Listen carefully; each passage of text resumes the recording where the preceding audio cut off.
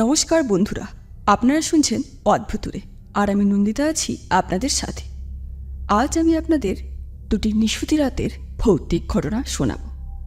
প্রথম ঘটনাটি ঘটেছিল একজন ডেলিভারি বয়ের সাথে এক শুনশান রাতে, আর দ্বিতীয় ঘটনাটি ঘটেছিল এক বৃষ্টি ভেজা নিশুতি রাতে দুই বন্ধুর সাথে।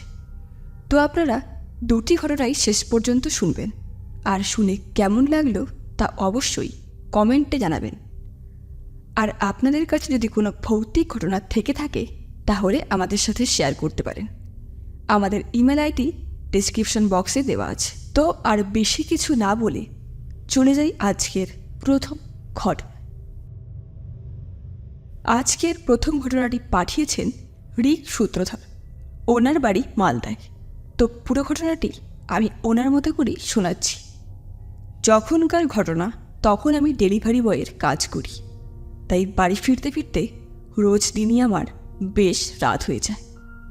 এমনই একদিন কাজ সেরে আমি আর আমার এক বন্ধু সাইকেল নিয়ে বাড়ি ফিরছিলাম। তো আমরা যে পথে ফিরছিলাম সেই পথ দিয়ে বাড়ি ফিরতে খুব কম সময় লাগে বলেই ওই শর্টকাট রাস্তা নিয়েছিলাম। রাস্তার দুধারে ঘন জঙ্গল, কোনো পথবাতিও নেই, আর এই রাস্তায় এক পাশেই রয়েছে একটা শ্মশান। তো এই রাস্তা দিয়ে কিছু দূর এগোতেই আমার বন্ধু সমু বলল, কিরে, দেখতে পাচ্ছিস?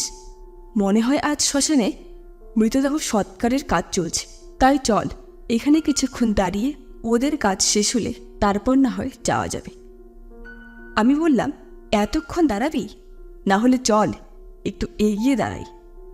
তবে যাই হোক, আমি আর আমার বন্ধু সমু তারপর একটা গাছের নিচে সাইকেলটাকে রেখে একটা সিগারেট ধরালাম। তারপর আমার বন্ধু একটা ঘটনা শোনাল। সেটা শুনে আমি বললাম, চল তাহলে, এখানে থাকাটা আর ঠিক হবে না। এই বলে দুজনের সাইকেল নিয়ে চলতে লাগলাম। তো এবারে কি ঘটল, আমি যতই জোরে প্যাডেল ধরাতে লাগলাম ততই যেন মনে হচ্ছে আমার সাইকেলটা আর এগোচ্ছে না। তাই আমি দাঁড়িয়ে টর্চ নিয়ে ভালো করে দেখতে লাগলাম, কিন্তু দেখি যে সব তো ঠিকই আছে। তবে এমনটা কেন হচ্ছে তা বুঝতে পারলাম না। এবার সামনে তাকিয়ে দেখি সমু অনেকটা এগিয়ে গেছে। আমি তখন সমুকে বললাম, ভাই দাঁড়া একটু। এই বলে আবারও সাইকেল প্যাডেল দিতে লাগলাম, কিন্তু ঠিক আগের মতোই আমার সাইকেল যেন এগোচ্ছেই না। তারপর আমার বারবার করে মনে হচ্ছে কেউ যেন বলপূর্বক সাইকেলটা ধরে পেছনে টানছে। তখন আমি সমুকে ডাকলাম, ভাই দেখ তো পেছনে কে। সমু পেছনে তাকিয়ে বলল, কোথায়? কেউ নেই তো। আমি বললাম, আমার কেন জানি না মনে হচ্ছে কেউ পেছনে আমার সাইকেলটা ধরে টানছে, তাই আমি আর এগোতেই পারছি না। এবার সমু অনেকটা দূরে এগিয়ে গিয়ে পেছনে তাকিয়ে আর আমাকে দেখতে পেল না, তাই আমাকে খোঁজার জন্য পেছনে এসে দেখতে পেল আমি রাস্তায় জ্ঞান হারিয়ে পড়ে আছি। তারপর সমু ওর ব্যাগে থাকা জলের বোতল থেকে জল চোখে মুখে ছিটিয়ে আমার জ্ঞান ফেরায়, আর কোনো রকমে সেখান থেকে আমাকে বাড়িতে নিয়ে আসে। বাড়ি আসার পর সবাই আমাকে জিজ্ঞেস করে যে কি হয়েছিল আমার সাথে। আমি তখন ওদেরকে বলি রাতের সমস্ত কথা, কিন্তু আমার কথা শুনে বাবা বলল, এসব আমার মনের ভুল, হয়তো আমি মৃতদেহ দাহ করা দেখে ভয় পেয়েছি, তাই এমনটা হচ্ছে। তারপর সেদিন রাতে আমার বন্ধুকে মা আর বাড়ি ফিরতে দেয়নি। সেদিন ও আমার সাথেই আমাদের বাড়িতেই ছিল। তারপর ফ্রেশ হয়ে আমরা দুজনে হালকা কিছু খাবার খেয়ে ঘুমিয়ে পড়ি। পরদিন সকালে আমার বন্ধু সমু ওর বাড়িতে চলে গেল, আর আমি যখন আবার ডিউটিতে যাব বলে তৈরি হচ্ছিলাম তখন মা এসে বলল, সাবধানে যাবি আর ওই পথে কোনোদিনও ফিরবি না। তো সেদিন রাতে আমি আর ওই পথে ফিরিনি, মেইন রোড ধরেই বাড়ি ফিরে আসলাম। বাড়ি আসার পর থেকে আগের দিনের কথা কেন জানি না আমার বারবার করে মনে হতে লাগলো। তারপর রাতের খাবার খেয়ে ঘুমিয়ে পড়লাম। এবার রাত প্রায় 2টো নাগাদ হঠাৎ এক চিৎকার করে আমি উঠে বসি। আসলে তখন আমি এক ভয়ানক স্বপ্ন দেখেছিলাম আগের দিন রাতে ঘটা সেই অদ্ভুত দৃশ্য।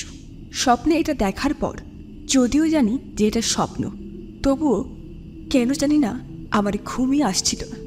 বারবার করে ওই একই কথা মনে হচ্ছে। এবারে ঘুম আসছে না বলে বাড়ির বাইরে একটু হাঁটাহাঁটি করতে লাগলাম। তারপর আবারও ঘরে এসে কোনো রকমে সেই রাতটা কাটালাম। পরদিন থেকে আমার যে কী হয়েছে আমি নিজেও বুঝতে পারছি না। যেন কোনো কাজেই আমার মন বসছে না। চেহারা দিনকে দিন আমার খারাপ হয়ে যাচ্ছে, ঠিকমতো খেতেও পাচ্ছি না। আর তার ঠিক দুদিন পর ঘটল আরও অবাক কাণ্ড। আমার ওই বন্ধু আসলো আমাকে দেখার জন্য, আর ও এসে আমাকে এরকম দেখে ওর খুব কষ্টকর মনে হলো।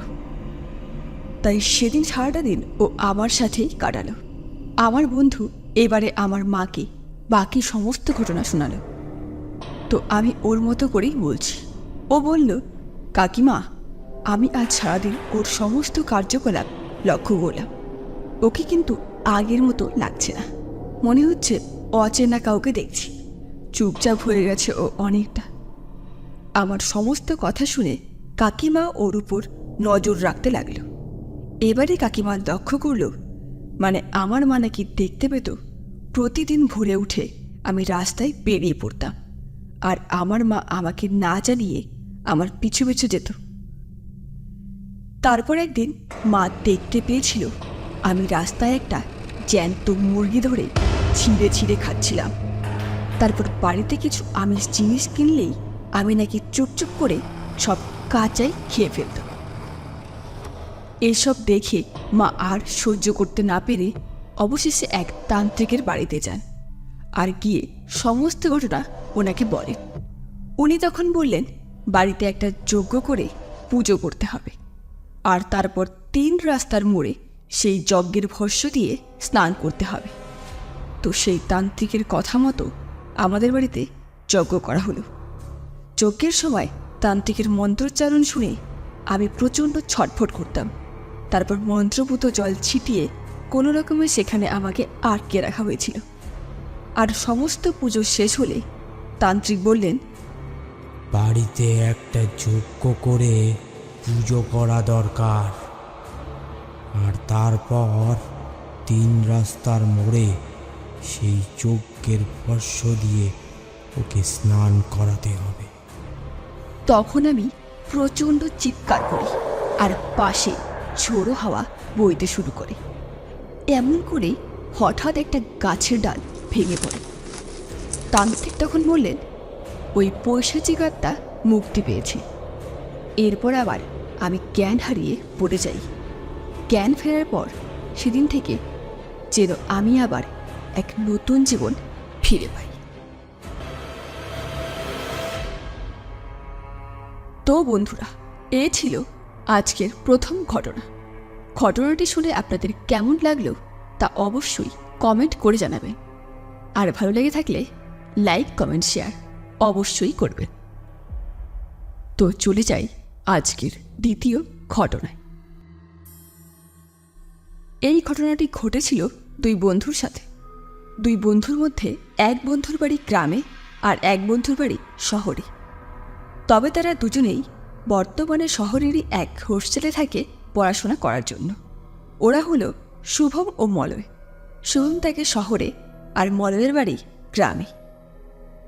একদিন গল্প করতে করতে ওরা সিদ্ধান্ত নিল এবার এই গ্রীষ্মের ছুটিতে মলয়ের গ্রামের বাড়িতে দুজনেই 10-15 দিন কাটিয়ে আসবে।